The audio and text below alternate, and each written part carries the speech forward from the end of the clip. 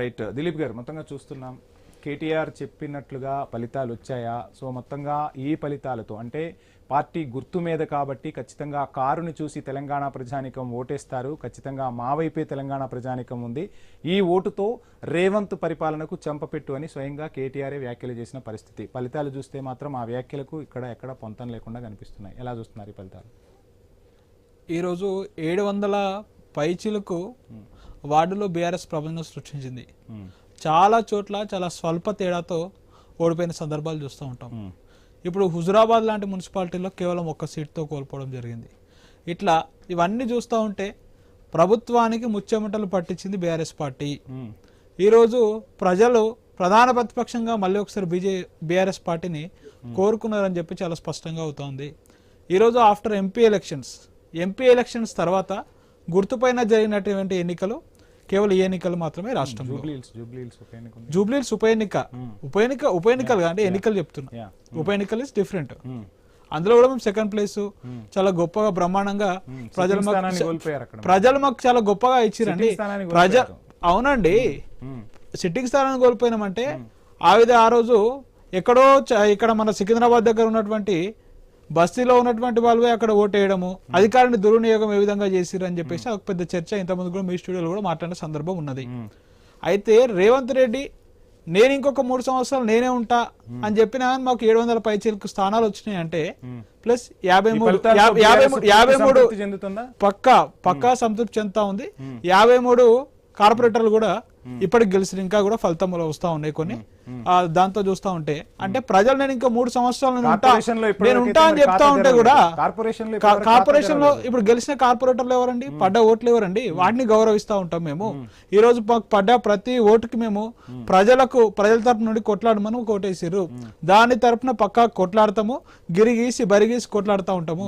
అయితే ఇక్కడ చెప్పేది ఏంటంటే ఇంకా నేను 3 సంవత్సరాలు ఉంటా ముర్రో అని చెప్పి రేవంత్ రెడ్డి కాళ్ళకి బల్పం కట్టుకొని తన అభివృద్ధి కార్యక్రమాల పేరుతో ప్రజాధనంతో ఈరోజు రాష్ట్రం అంతా కలియ తిరిగిండు.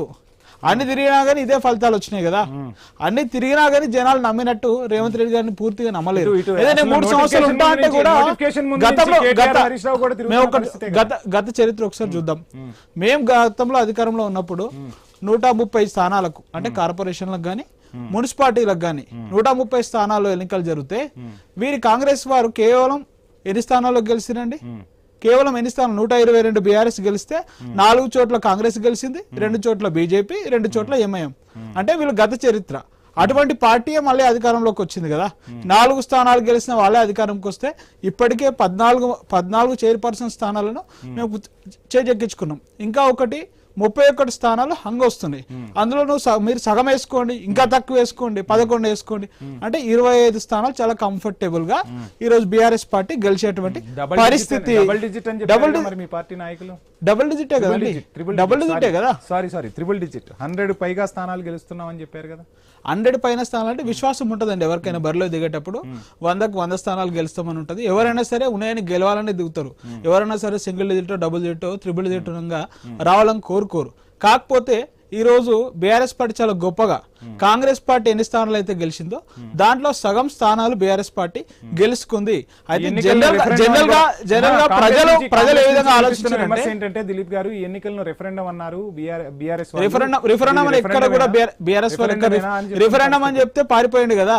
ఇంతవరకు రిఫరెండం అని చెప్పేసి కొడంగల్లో ఓడిపోతే నేను మళ్ళీ రాజకీయ సన్యాసం చేస్తా, రాజకీయాలు వేయాలని చెప్పిండు. ఇంకా వాళ్ళ గురించి వాళ్ళ సవాళ్ళ గురించి మనం అంత స్పందించాల్సిన అవసరం కూడా లేదు. ఎందుకంటే గతంలో కొడంగల్ ఓడిపోతేనే రాజకీయ సన్యాసం చేస్తా అన్నాడు కదండి రేవంత్ రెడ్డి గారు. రాజకీయ సన్యాసం చేస్తే ముఖ్యమంత్రి ఎట్లయితుండే? వెంకట్ వాయిస్ తీసుకుందాం, కాంగ్రెస్ వాయిస్ తీసుకుందాం. కాంగ్రెస్ నుంచి వెంకట్ గారు జాయిన్ అయ్యారు. వెంకట్ గారు గుడ్ ఈవినింగ్ అండి. Good evening sir. సో ఏంటి ఫలితాలు ఆశాజనకంగా వచ్చాయి, ఇంకా ఫలితాలు సాధించాల్సి ఉంది, కానీ ఆ స్థాయిలో ఫలితాలు అయితే రాలేదు. కాంగ్రెస్ కు ఈ ఎన్నికలు ఈ ఫలితాలు చంపపెట్టాయని చెప్పి బీఆర్ఎస్ నుంచి వినిపిస్తున్న విమర్శ. సో ఏంటి, ఏం ఆన్సర్ చేస్తారు? అది 2 నాలుకల ధోరణి సార్.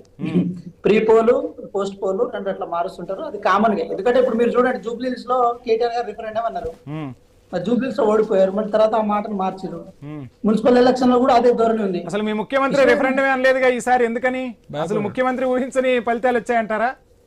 సార్ ఒక మాట ఏంటంటే సార్, రాజకీయంగా కాంగ్రెస్ పార్టీ తెలంగాణ రాష్ట్రంలో 10 సంవత్సరాల పాటు అధికారంలో లేకపోతే ఉమ్, వార్డు సభ్యులు సర్పంచ్ ఇప్పుడు ఇందాక అన్నగారు కూడా చెప్తున్నారు కదా, Yeah. ఇది కౌన్సిలర్ లో చైర్మన్ వాళ్ళు ఎన్ని కలుసుకున్నాను. ఉమ్, ఆ స్థితి నుంచి ఈ స్థితికి రాగలిగినామంటే ఎంత కష్టపడి ఉంటాము, ఉమ్. ప్రజలు ఎంత పెనిట్రేట్ అయ్యి ఎంత కష్టపడి ఉంటాం అనే విషయాన్ని మనం అందరం కష్టపడ్డారా లేదంటే బీఆర్ఎస్ వాళ్ళు చెప్తున్నట్టు అధికార దుర్వినియోగం జరిగిందా, ఎక్కువగా డబ్బులు పంచారంట, మద్యం ఏరులై పారిందంట? సార్ ఒక మాట ఎన్ని ఎలిగేషన్స్ అయినా చేయొచ్చు, ఎన్ని ఎలిగేషన్స్ అంటే అయినా ఖమ్మంలో కూడా ఓ సన్నివేశం చూసాం, మీ అభ్యర్థి ఏకంగా కుక్కర్లు పంచిపెట్టి ఎలక్షన్ అయిపోయిన తెల్లారెళ్ళి నా గిఫ్ట్లు నాకు ఇవ్వండి, నేను గెలిచే పరిస్థితి లేదని చెప్పిన పరిస్థితి మరి.